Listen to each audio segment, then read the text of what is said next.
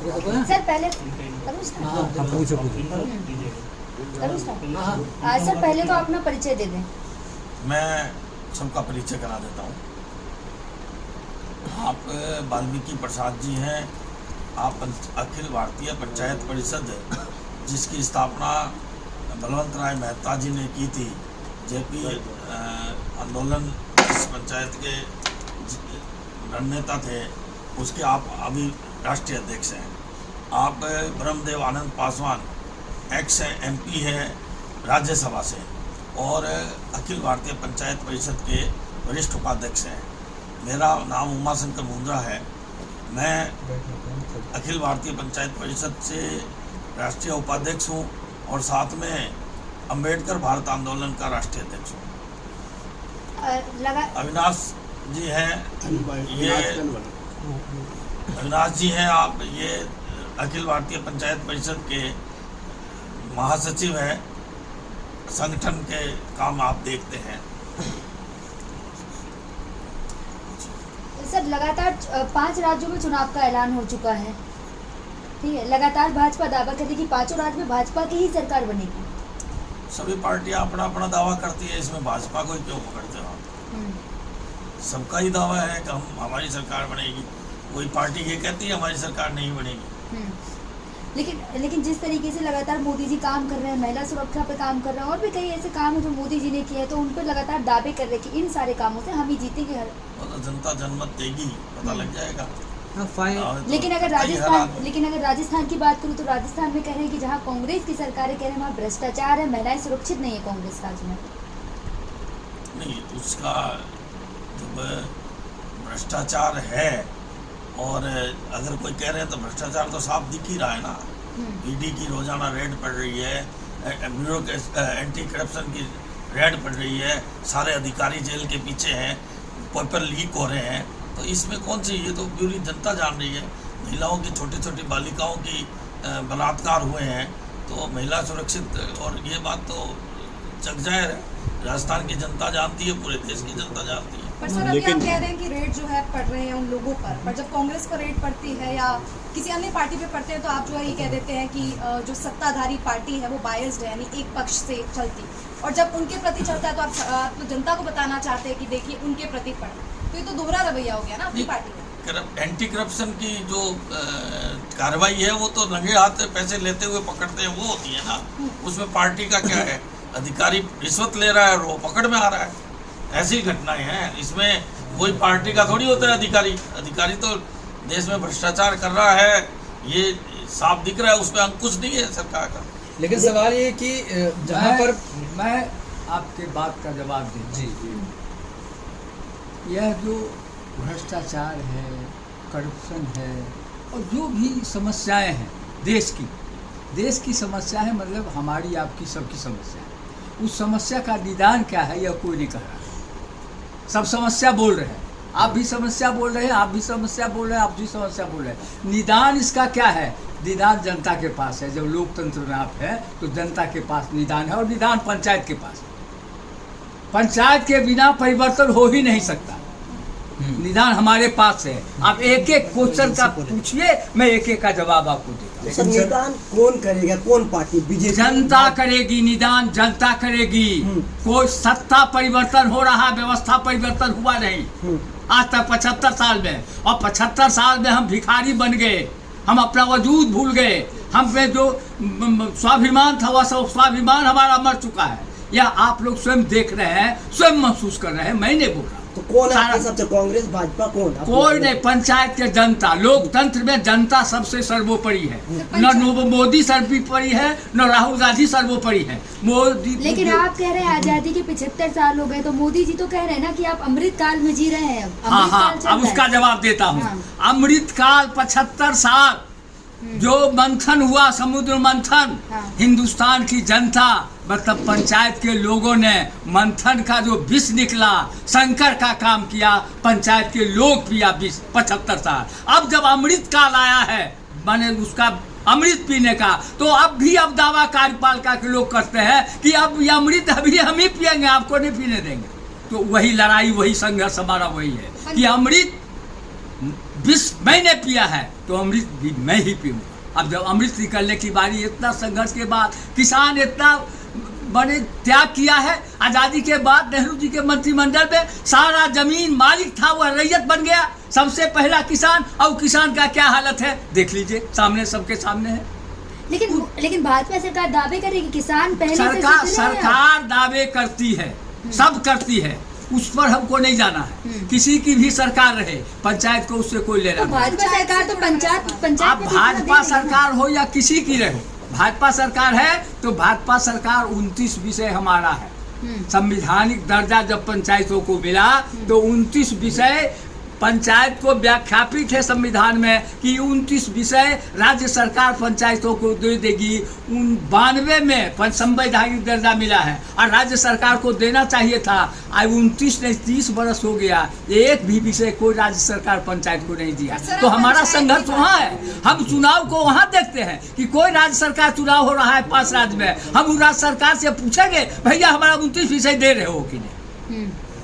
29 राज्य केंद्र सरकार का चुनाव होगा, हम कहेंगे हमारा 29 विषय जो है तो तुम दे रहे हो कि नहीं। जैसे संवैधानिक दर्जा मिल गया। और सबसे बड़ी बात, राजीव गांधी को धन्यवाद हम देते हैं कि उन्होंने संवैधानिक दर्जा देने में महत्वपूर्ण भूमिका निभाई।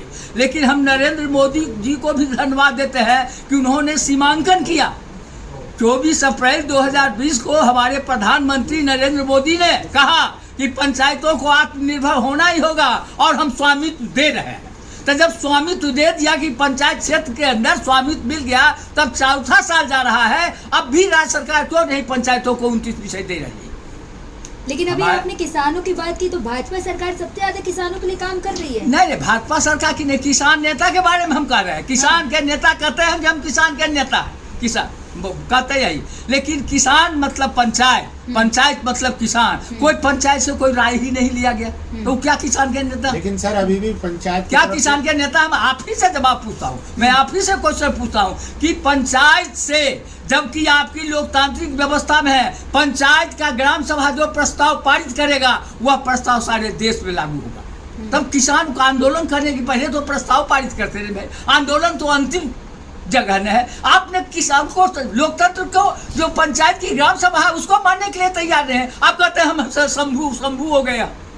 लेकिन सर जो है देश जो है आज अर्बनाइजेशन की तरफ जा रहा है, शहरों में लोग ज्यादा जो है माइग्रेशन कर रहे हैं। अब यही कहे, यह जो बेरोजगारी है, अब आप सुनिए, आप पंचायती राज में ऐसा जरा सा जवाब दे रहा हूँ बंधु, जरा सा सुनिए, धैर्य होके सुनिए। आप अपने, हाँ सुनिए, जरा सा बोले, सही बात जनता के बीच जाना चाहिए। आप उस पर टोका टोकी नहीं कीजिए। हम बोल रहे हैं। जब आप कहते हैं सरकार से डिमांड करते हैं तो आपका कर्तव्य भी है कि नहीं कर्तव्य। कर्तव्य जब लोकतंत्र में मतदाता मालिक है, मालिक कौन है। लेकिन आपने कभी सवाल उठाया कि कार्यपालिका, न्यायपालिका, विधायिका, ये सब लोग आज चुने हुए जनप्रतिनिधि पंचायत के, वह सब लोग सेवक है, मानते हैं कि नहीं मानते हैं। जब लोक सेवक है, वैसा लोक सेवक है जिसका कीमत देश दे रहा है, यानी कि मुफ्त के सेवा की बात हम कर रहे हैं, कीमत देश दे रहा है, तब आप में सेवा भावना नहीं है। ये बात तो आप उठाते नहीं है,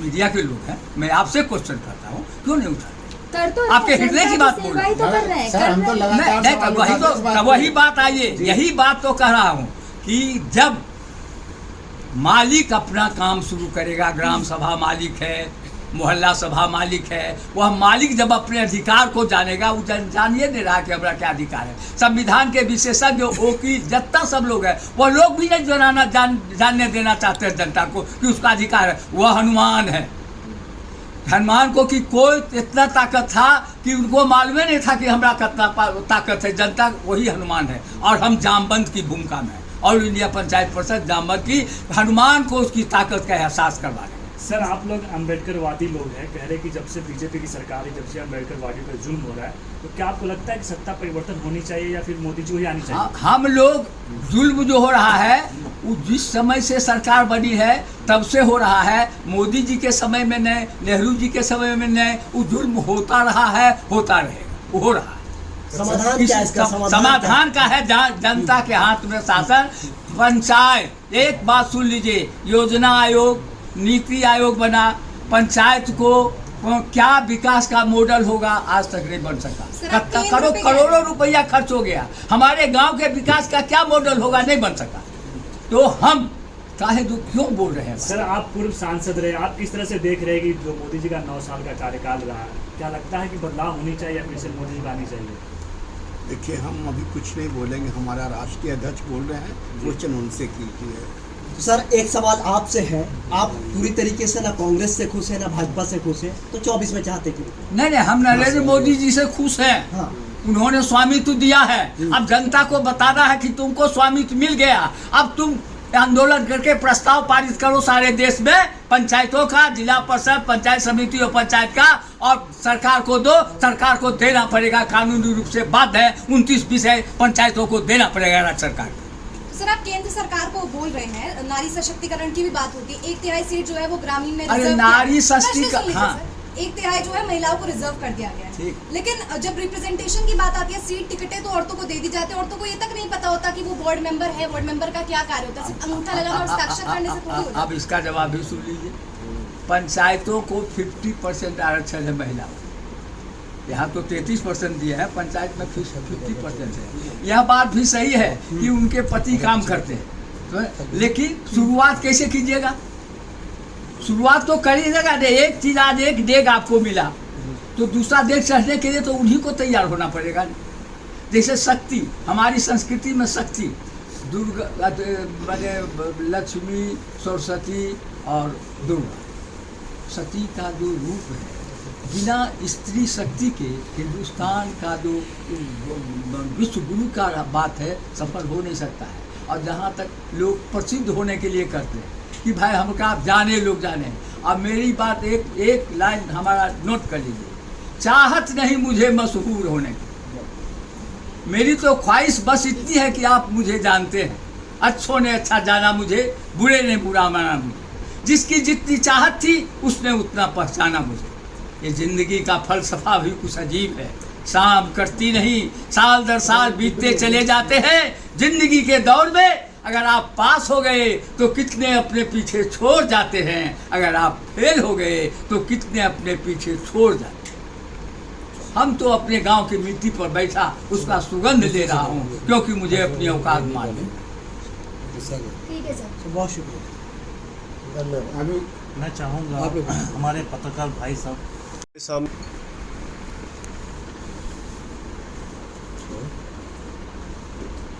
भारत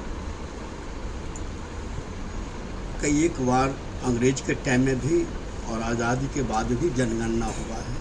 ये कोई पहली बार बिहार ने जनगणना नहीं कराई है। जनगणना जो होगा है बिहार सरकार ने की है, वो उसकी अपनी सोच, अपनी समझ, अपना उसकी दायरा है कि हम जातीय जनगणना कराकर जो जाति जितना होगा संख्या जो आपने कहा उसकी उतनी भागी लेंगे। जातीय व्यवस्था सामाजिक बंधनों के असमानताओं पर आधारित है, जो प्रजातंत्र का विरोधी है।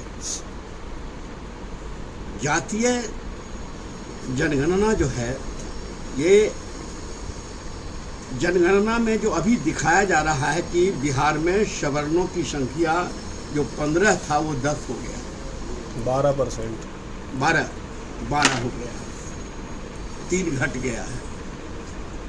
अब ये पूरे जो हमारे अत्यंत पिछड़े वर्ग के लोग, पिछड़े वर्ग के चाहे अनुसूचित जाति के लोग खुश हैं कि उसकी जनसंख्या कम हो गई है, लेकिन पूरे विश्व में सवर्णों की बधाई दे रहा है कि पूरे दुनिया जातीय ये अब जो जन्म बढ़ता जाता है, जो क्या हो रहा है, वृद्धि हो रहा है, जनसंख्या जो बढ़ रही है, उस पर कमांड किया है एक वर्ग ने।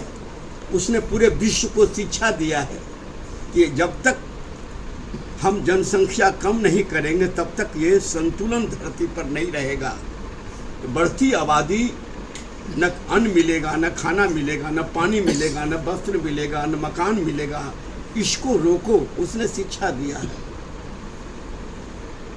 जहाँ तक अत्यंत पिछड़ा वर्ग और दलित समाज के लोग जनसंख्या बढ़ाए हैं, इसलिए जनसंख्या बढ़ाए हैं कि हम वोट देंगे और हम अपना सत्ता लाएंगे। लेकिन जनसंख्या पर आधार पर प्रजातंत्र टिका हुआ नहीं है। जनसंख्या पर मतदाता है, देता है मत, लेकिन आज का जो मत है, जो व्यवस्था है, वो के परसेंट आदमी अपना मत जो अपनी इच्छा से दे सकता है, इस पर निर्भर है। कितने परसेंट हम शिक्षित हैं, उस पर निर्भर है। लेकिन सर, क्या एक समाज जो शुरू से ही पिछड़ा था, जिसका शोषण हुआ, तो क्या आज भी वो जब कंटेम्परेरी दौर चल रहा है तब भी वो सिर्फ वोट ही देगा कि वो उसको सत्ता में नहीं आना चाहिए? आप वोट अपने सोच और समझ के देने वाले कितने परसेंट हैं, पहले ये ना बताइए। जो आज लोग बोलते हैं आईपीएस, चाहे आईएएस, चाहे मंत्री, चाहे मुख्यमंत्री, चाहे प्रधानमंत्री, जितने भी भारत में हैं, जो 10% 12% हैं, वो अधिकतर आईपीएस आईएएस वही हैं। सेक्रेटरी हैं, चाहे आईपीएस हैं, 2% 3% में अति पिछड़ा दलित। सर वही तो कहा जा रहा है ना, जिसकी 12% आबादी है वो 88% लोगों पर कब्जा किए हुए, जिसके 88% है वो 12% को मिला हुआ है उसको।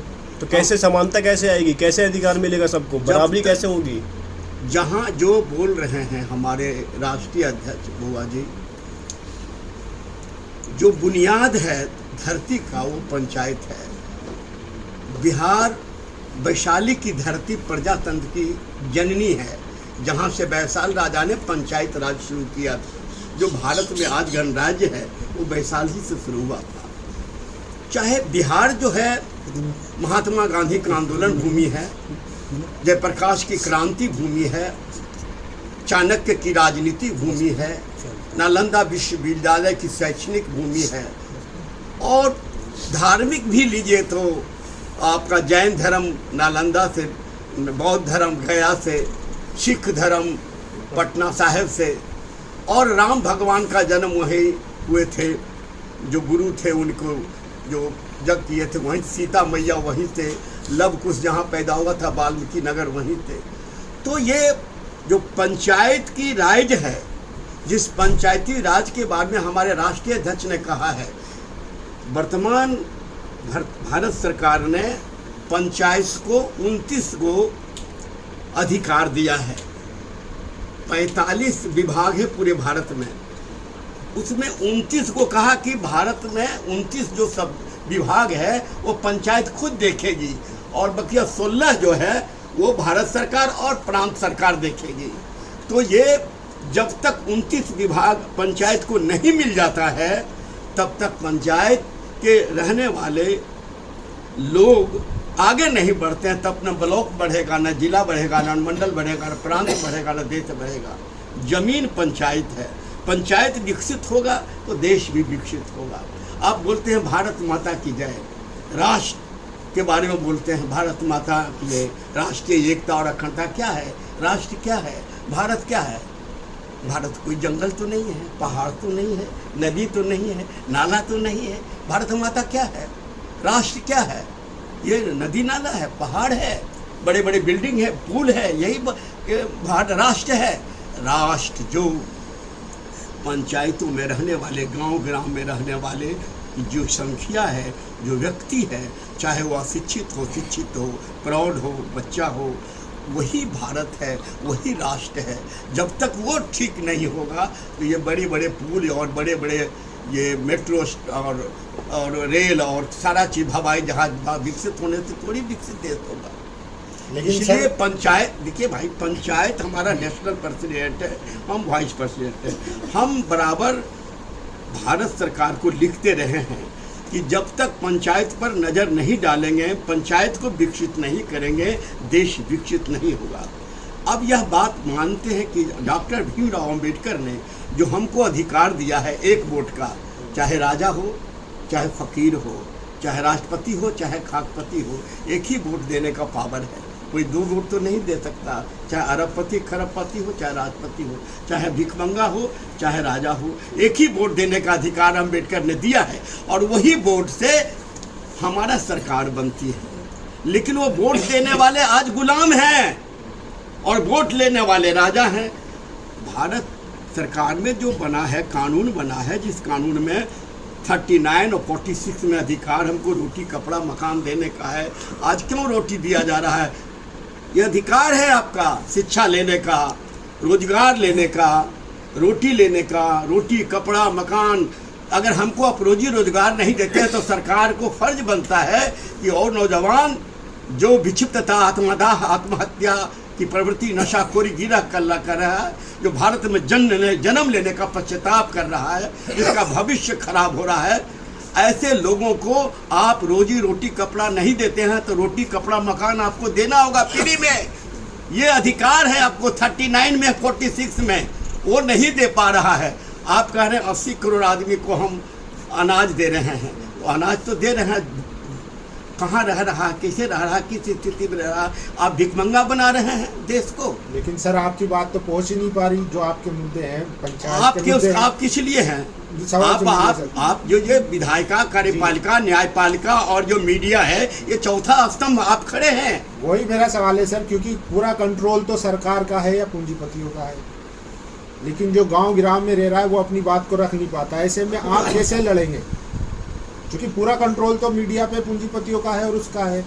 तो हम अपनी लड़ाई स्टार्ट कर दिए बाबू। हमारा 3, 4 और 5 और 6 3 दिन हमारा पंचायत, पूरे भारत के पंचायत का राष्ट्रीय अधिवेशन होने जा रहा है विज्ञान भवन में, जिसमें राष्ट्रपति, प्रधानमंत्री और गृह मंत्री सारे लोग आ रहे हैं। उनके सामने हमारा नेशनल प्रेसिडेंट रखने जा रहे हैं कि हमारा 29 डिमांड के लिए जो अधिसूचना क्या देना है, सर्कुलर अगर जारी नहीं करते हैं तो फिर आप बुरी तरह से हार जाइएगा।